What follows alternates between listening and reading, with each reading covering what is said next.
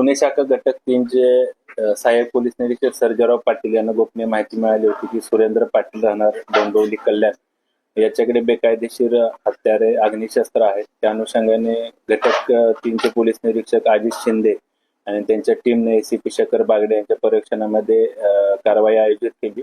त्यामध्ये सुरेंद्र पाटील याच्याकडे एकूण 3 देशी बनावटीचे पिस्टल, 1 सिक्सर रिव्हॉल्वर, 7 गावठी कट्टे, 1 रिकामी मॅगझीन, 2 एअरगन आणि 405 जिवंत काडतुसे, त्याचबरोबर 167 छरे आणि लोखंडी तलवारी, सुरा, चाकू आणि इतर साहित्य, त्याचबरोबर 3,52,000च्या नकली नोटा असा एकूण मुद्देमाल जप्त करण्यात आलेला आहे. या तपासामध्ये सुरेंद्र पाटील यांनी सदरचे हत्यार किंवा अग्निशस्त्र वेपन कशासाठी आणले होते, त्याचा तो काय वापर करणार होता, या अनुषंगाने गुन्हे शाखा घटक 3चे पथक अधिक तपास करत आहे. सुरेंद्र पाटील याची आजपर्यंत पोलीस कोठडी रिमांड आहे.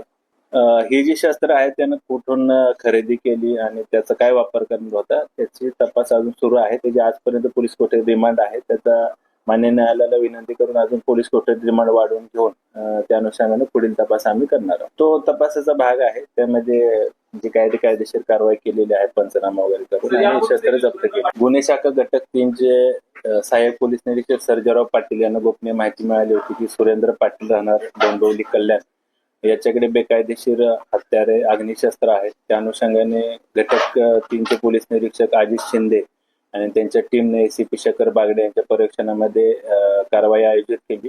त्यामध्ये सुरेंद्र पाटील याच्याकडे एकूण 3 देशी बनावटीचे पिस्टल, 1 सिक्सर रिव्हॉल्वर, 7 गावठी कट्टे, 1 रिकामी मॅगझीन, 2 एअरगन आणि 405 जिवंत काडतुसे, त्याचबरोबर 167 छरे आणि लोखंडी तलवारी, सुरा, चाकू आणि इतर साहित्य, त्याचबरोबर 3,52,000च्या नकली नोटा असा एकूण मुद्देमाल जप्त करण्यात आलेला आहे.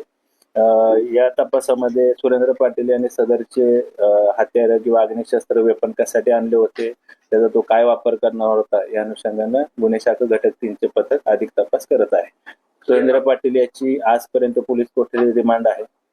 ही जी शस्त्र आहेत त्यानं कुठून खरेदी केली आणि त्याचा काय वापर करणार होता त्याची तपास अजून सुरू आहे. त्याची आजपर्यंत पोलीस कोठडी रिमांड आहे. त्याचा मान्य न्यायालयाला विनंती करून अजून पोलीस कोठडी रिमांड वाढवून घेऊन त्या अनुषंगाने पुढील तपास आम्ही करणार आहोत. तो तपासाचा भाग आहे. त्यामध्ये जी कायदेशीर कारवाई केलेली आहे, पंचनामा वगैरे करून आणि शस्त्र जप्त केली.